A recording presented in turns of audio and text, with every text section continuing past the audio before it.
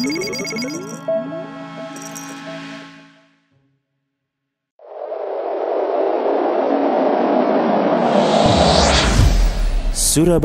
Mengaji.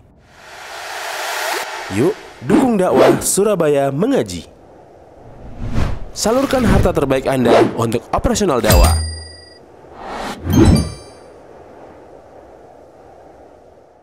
Ustadz, alhamdulillah saya mendapatkan suami yang baik hati dan sangat sayang pada keluarga. Namun, qadarullah wa ma syafa'ala, suami menderita suatu penyakit yang membuatnya tidak bisa menjalankan kewajiban secara batin secara batin sebagai suami pada saya. Hal ini berlangsung hampir 4 tahun. Saya berusaha bersabar, tapi memang usia saya terpaut hampir 20 tahun dengan suami. Jadi saya masih merasa sangat membutuhkannya. Suami pernah saat awal sakit menyarankan untuk berpisah, namun karena masih bisa bersabar, saya menolak. Saat ini suami tidak pernah membicarakan ini lagi, dan saya merasa tidak enak hati untuk bicara hal tersebut. Karena secara agama, suami pun makin membaik. Saya khawatir termasuk istri yang tidak berterima kasih dan menyebabkan tidak masuk surga karena meminta pisah. Tapi sungguh saya khawatir saya makin sulit memendam kebutuhan ini, dan ibadah jadi bisa terganggu. Afwan, mohon nasihatnya Ustadz. Barakallahu fiik. Ya jemaah, tidak semua yang diinginkan harus didapatkan. Ketika engkau mampu bersabar, maka bersabarlah. Aisyah radhiyallahu ta'ala anha itu ditinggal meninggal Nabi alaihi salatu wasallam. Umur dia kira-kira 17-18 tahun. Puluhan tahun ditinggal mati. Bayangkan ya, seorang perempuan dengan umur segitu, bagaimana kebutuhan biologis. Dan itu ujian, istri Nabi nggak boleh nikah lagi.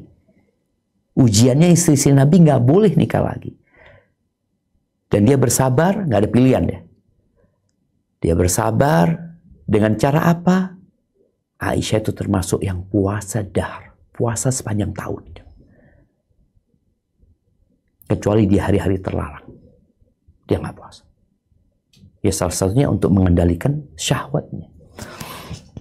Tapi buat penanya, kalau memang dia nggak mampu dan dia mau gugat cerai, itu boleh.